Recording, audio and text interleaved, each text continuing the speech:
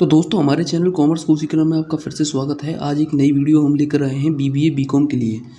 तो सबसे पहले जो हम शुरुआत करने वाले हैं वो है बिजनेस एनवायरनमेंट, जो कि बीबीए या बीकॉम में आता है। ठीक है, बिजनेस एनवायरनमेंट के बारे में सबसे पहले हम पढ़ने वाले हैं। बिजनेस एनवायरनमेंट में क्या है, सेमेस्टर के अंदर ये सब्जेक्ट देखने को मिलता है। सेकंड सेमेस्टर के अंदर ये जो सब्जेक्ट है वो देखने को मिल जाता है। अगर हम बात करें Agra university doctor Bhimrao Ambedkar university के बारे में, तो ये जो है बीबीए में फर्स्ट सेमेस्टर में आ जाता है ये, और बीकॉम में भी ये फर्स्ट सेमेस्टर में ही आ जाता है। ठीक है, तो इसमें एक सब्जेक्ट है बिजनेस एनवायरनमेंट, और जो बाकी के जो सब्जेक्ट हैं उनके ऊपर भी जो है वीडियो आएगी, इसलिए आप हमारे चैनल को सब्सक्राइब कीजिएगा कॉमर्स कोर्सिकला को। तो चलिए हम बिजनेस एनवायरनमेंट के बारे में पढ़ना स्टार्ट करते हैं। तो देखिए बिजनेस एनवायरनमेंट है क्या। सबसे पहले है उसका पहले चैप्टर का नाम ही बिजनेस एनवायरनमेंट है। Business introduction to business environment है पहली यूनिट का नाम। तो इसके बारे में हमें पढ़ना है। तो सबसे पहले हम बात करें कि बिजनेस एनवायरनमेंट है क्या। बिजनेस एनवायरनमेंट दो शब्दों से मिलकर बना है। दो शब्द कौन कौन से हैं, एक है बिजनेस, एक है एनवायरनमेंट। तो सबसे पहले पता करें कि हम बिजनेस क्या होता है। बिजनेस का मतलब होता है it refers to those activities which is doing by an individual for some economic motive. वो इंडिविजुअल के द्वारा वो एक्टिविटीज़ करना जिससे वो कुछ प्रॉफिट अर्न कर पाए। ठीक है, सम कुछ इकोनॉमिक मोटिव, जिसमें कुछ आर्थिक लाभ हो उसका, इसे कहते हैं हम बिजनेस। ठीक है, और एनवायरनमेंट किसे कहते हैं। एनवायरनमेंट का मतलब होता है it refers to surrounding of business. इसका मतलब होता है सराउंडिंग्स ऑफ बिजनेस और circumstances of the business. Circumstances यानी कि चारों तरफ से जो बिजनेस घिरा हुआ होता है जिस वातावरण से, जैसे कि बिजनेस के चारों ओर क्या क्या वातावरण हो सकते हैं, बिजनेस के लिए क्या क्या नीड होती है। एक सोसाइटी की नीड, कंज्यूमर, सप्लायर, है ना, और लीगल नीड्स होती हैं। ठीक है, और क्या क्या और बहुत सारी नीड्स होती हैं, जैसे कुछ गवर्नमेंट है, पॉलिटिकल एनवायरनमेंट। इन सारी चीज़ों से क्या होता है, इन सारे एनवायरनमेंट से घिरा होता है एनवायरनमेंट। इसी चीज़ को, इन सारी चीज़ों को जोड़ दें तो इन्हें हम एनवायरनमेंट कहते हैं। ठीक है, अब हमने दो शब्दों को अलग अलग करके पढ़ लिया, अब इन्हें जोड़कर पढ़ेंगे बिजनेस के पॉइंट ऑफ व्यू से। तो बिजनेस एनवायरनमेंट क्या है। बिजनेस एनवायरनमेंट का मतलब है it can be defined as all those factors which affect the business. ठीक है, it can be defined as all those factor which affect the business directly and indirectly. ये उन factors का सम है। ठीक है, उन फैक्टर्स का सम है जो अफेक्ट करते हैं बिजनेस को डायरेक्टली और इनडायरेक्टली। ये जो फैक्टर्स होते हैं these are internal external factors of the business. ये इंटरनल भी हो सकते हैं, या तो बिजनेस के अंदर भी हो सकते हैं, या बिजनेस से बाहर भी हो सकते हैं। ये इसका मतलब है, ये होता है बिजनेस एनवायरनमेंट। ठीक है सर, चलिए बिजनेस एनवायरनमेंट में एक टर्म और आती है जिसे हम बिजनेस एनवायरनमेंट एनालिसिस कहते हैं। बिजनेस एनवायरनमेंट एनालिसिस क्या होता है। बिजनेस एनवायरनमेंट एनालिसिस होते हैं प्रोसेस टू आइडेंटिफाई। प्रोसेस, ये आइडेंटिफाई कर पाना, ये पता कर पाना कि कौन से फैक्टर्स जो हैं वो अफेक्ट करेंगे बिजनेस को। Process to identify the factors that affect the business. उन फैक्टर्स को पहचानना जो बिजनेस को अफेक्ट कर सकते हैं, इसे कहते हैं हम बिजनेस एनवायरनमेंट एनालिसिस। अब इसके बाद में जो है वो है बिजनेस स्कैनिंग। ठीक है, बिजनेस स्कैनिंग क्या होती है, या एनवायरनमेंट स्कैनिंग क्या होती है। ये होती है complete understanding and awareness about the business. ठीक है, is called environment scanning.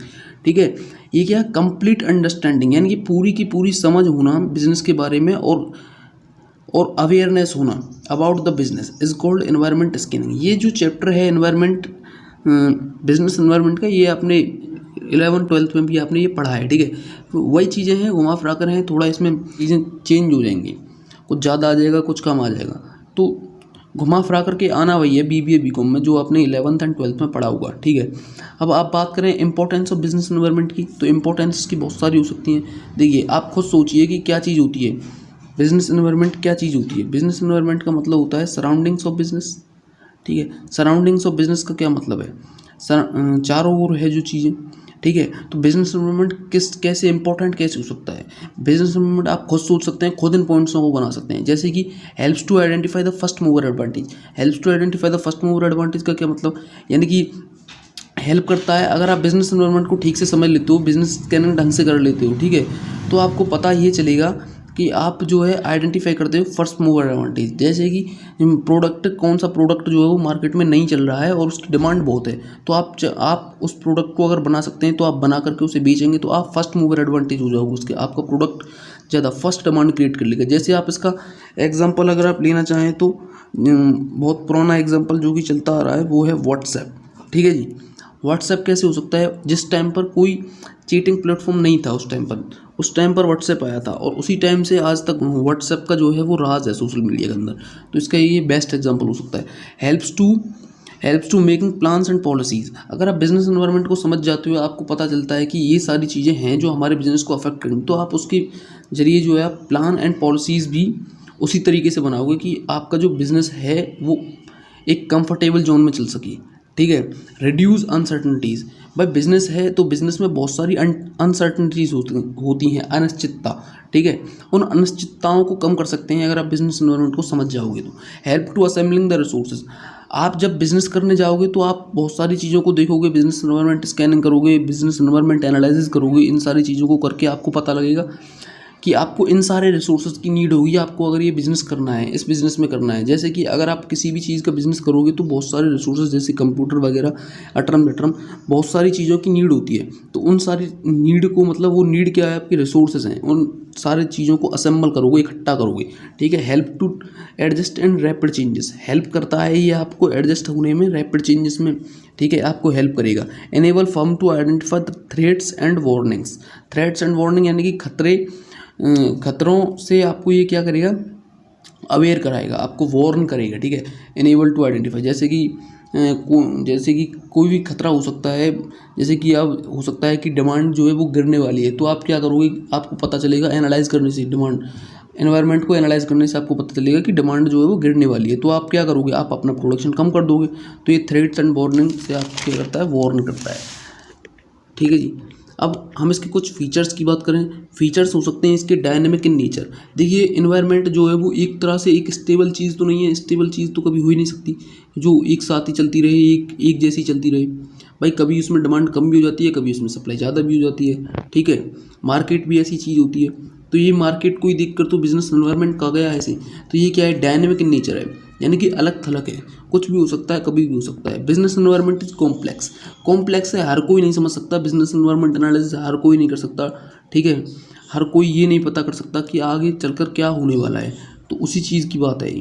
Business environment is complex, multi dimensional है। इसमें कोई एक काम नहीं होता, बहुत सारे कामों को करके जब जा करके एक बिजनेस एनवायरनमेंट जो एक बिजनेस है वो चल पाता है।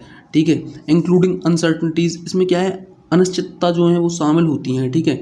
कभी भी कुछ भी हो सकता है, कुछ भी निश्चित नहीं होता है इसके अंदर। Set of internal external factors, ये वही आपका डेफिनेशन से निकला हुआ पॉइंट है। सेट क्या है, ये इंटरनल फैक्टर्स और इंटरनल और एक्सटर्नल फैक्टर्स का क्या है, ये सम है। ठीक है।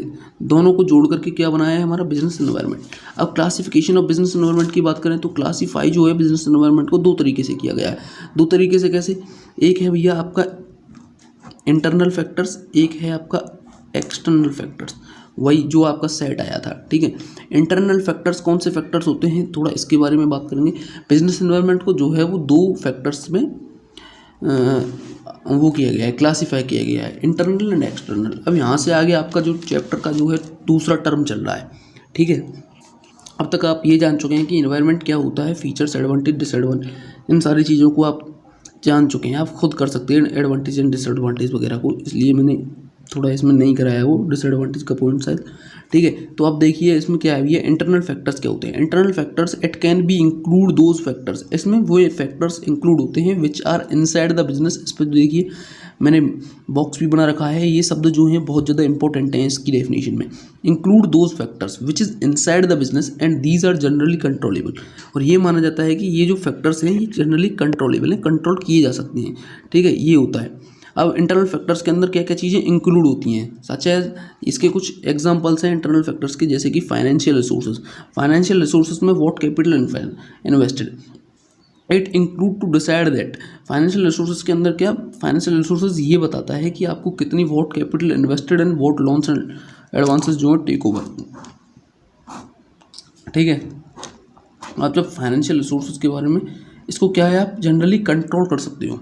अगर आपको बिजनेस बड़ा करना है तो आप क्या करोगे, कैपिटल ज़्यादा लगाओगे, है ना। अगर आपको बिजनेस छोटा ही रखना है तो कैपिटल थोड़ी कम लगाओगे। लोन्स एंड एडवांसेस आपके ऊपर होता है कि आप कितना लेना और देना चाहते हो, ये आपके ऊपर होता है। तो ये क्या है, जनरली कंट्रोलेबल है। अगर आपको लग रहा है कि लोन पर ज़्यादा इंटरेस्ट दे रहे हैं हम, तो लोन को थोड़ा कम कर देंगे, ये आपके ऊपर है। जनरली कंट्रोलेबल, ठीक है जी, इनसाइड होते हैं बिजनेस में। फिजिकल रिसोर्सेज में क्या है, it include assets of the organization, इसमें क्या है, असेट्स होते हैं ऑर्गेनाइजेशन के, चाहे वो टेंजिबल असेट्स हों चाहे वो इंटेंजिबल असेट्स हों। टेंजिबल असेट्स जैसे कि कोई मशीन जिन्हें हम देख सकते छू सकते हैं, इंटेंजिबल यानी कि गुडविल, पेटेंट वगैरह, ये सारी चीज़ें, ठीक है। तो इसमें क्या होता है, टेंजिबल असेट्स और इंटेंजिबल असेट में ये बिजनेस को रन करने में मदद करते हैं, ठीक है। अगर आपको लग रहा है कि असेट्स ज़्यादा हो रहे हैं, हमें इतने असेट्स की नीड नहीं, आप बेच दोगे उन्हें। आपको लगता है असेट्स की नीड है तो आप खरीद लोगे उन्हें, ठीक है। टेक्निकल रिसोर्सेज में क्या है, टेक्निकल वो टेक्नोलॉजिकल, ये टेक्निकल की जगह पे टेक्नोलॉजिकल कर लेना है इसे। तो इस टेक्नोलॉजिकल में क्या है, टेक्नोलॉजिकल रिसोर्सेज में आप जो प्रोडक्शन कर रहे हो किस टेक्निक से कर रहे हो, ठीक है, किस टेक्नोलॉजी कर सकते हो। आपकी दो टेक्निक्स होती हैं, दो कौन कौन सी भैया, एक लेबर इंटेंसिव होती है, एक कैपिटल इंटेंसिव होती है। लेबर इंटेंसिव जो होती है वो मैन पावर के थ्रू कराई जाती है, कैपिटल इंटेंसिव यानी कि मशीन के थ्रू। आपका जैसा काम होगा आप उसके हिसाब से करोगे। अगर आपका लेबर से काम चल जाएगा तो आप लेबर को करोगे, लेकिन आपका कैपिटल यानी कि मशीनों से काम होगा तो आप मशीन लानी पड़ेंगे। ये आपकी इंटरनल फैक्टर्स हैं, ठीक है जी।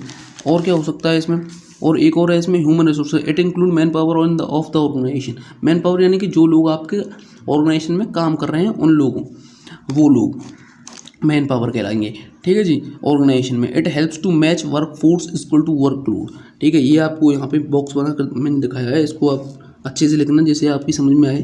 तो इसमें क्या है, ये ह्यूमन रिसोर्स में क्या करता है जी, ये आपको मैच कराने का काम करता है मैन पावर को, ठीक है। वर्क फोर्स आपके कितने लोग आपके उसमें काम कर रहे हैं और कितने लोग आपके की ज़रूरत है, तो इसे आप खुद कंट्रोल कर सकते हो। जैसे कि आपकी डिमांड कम हो जाती है तो आपको लोगों की कम ज़रूरत है, कम प्रोडक्शन होगा, ठीक है। अगर आपकी डिमांड बढ़ जाती है तो लोगों की ज़्यादा ज़रूरत होगी, वर्कलोड कितना, तो इसे आप खुद वो कर सकते हो, कंट्रोल कर सकते हो। इसलिए ये क्या है, ह्यूमन रिसोर्सेज क्या है, इंटरनल फैक्टर्स में शामिल करा गया है। अब हम बात करेंगे एक्सटर्नल फैक्टर्स की। एक्सटर्नल फैक्टर्स के अंदर क्या है जी, it include all those factor which affect which is outside the business. ये क्या होते हैं, वो थे इंटरनल फैक्टर्स क्या थे, इनसाइड द बिजनेस, जबकि एक्सटर्नल फैक्टर्स क्या हैं, आउटसाइड द बिजनेस। ये बिजनेस से बाहर होते हैं, ठीक है। एंड अफेक्ट द वर्किंग, और ये अफेक्ट करते हैं, वो जो है इंटरनल फैक्टर्स जो थे वो डायरेक्टली अफेक्ट करते हैं, ये क्या है, इनडायरेक्टली अफेक्ट करते हैं, कहीं ना कहीं से अफेक्ट करते हैं हमारे बिजनेस को, ठीक है। दीज आर जनरली अनकंट्रोलेबल, इन्हें हम कंट्रोल नहीं कर सकते, ठीक है। तो इंटरनल और एक्सटर्नल में आपको समझ में आ गया होगा डिफरेंस। इंटरनल जो थे वो इनसाइड होते हैं, ठीक है, जनरली वो जो होते हैं कंट्रोलेबल होते हैं, लेकिन जो एक्सटर्नल होते हैं वो आउटसाइड होते हैं और अनकंट्रोलेबल होते हैं। इन्हें हर मतलब कंट्रोल नहीं किया जा सकता, हर किसी के बस की बात नहीं होती, ठीक है। तो अब देखें हम कि क्या है जी एक्सटर्नल फैक्टर्स। एक्सटर्नल फैक्टर्स को हम दो भागों में मतलब जो है हम क्लासीफाई कर देते हैं, दो भागों में बांट देते हैं, ठीक है। दो तरीके से जानते हैं, एक होता है मैक्रो और एक होता है मैक्रो, ठीक है जी। एक माइक्रो एक मैक्रो। मैक्रो क्या चीज़ होती है, मैक्रो वो होते हैं जैसे क्लोजली रिलेटेड होंगे, ठीक है, क्लोजली यानी कि बिजनेस से जुड़ी हुई चीज़ें ही होंगी इसमें, ठीक है। जैसे कि वो भी हम पढ़ेंगे, जैसे कि सप्लायर वगैरह हो सकते हैं, ठीक है, कस्टमर वगैरह हो सकते हैं। तो ये क्या है, बिजनेस से जुड़ी हुई चीज़ें, can became the strengths and weakness of business. जबकि मैक्रो क्या चीज़ है, मैक्रो हो सकती है बियॉन्ड यानी कि बाहर है, वो success of the firm completely, ये क्या डिपेंड्स करती है, ठीक है, ये बाहर है। जैसे अभी इनके एग्जांपल्स भी हम पढ़ेंगे, पहले इनकी डेफिनेशन थोड़ी अच्छी तरीके से जान लेते हैं। These are closely related to the firm. Macro में क्या, मैक्रो एनवायरमेंटल फैक्टर्स में क्या होता है, माइक्रो एनवायरमेंटल फैक्टर्स आप इसे लिख सकते हो, एनवायरमेंटल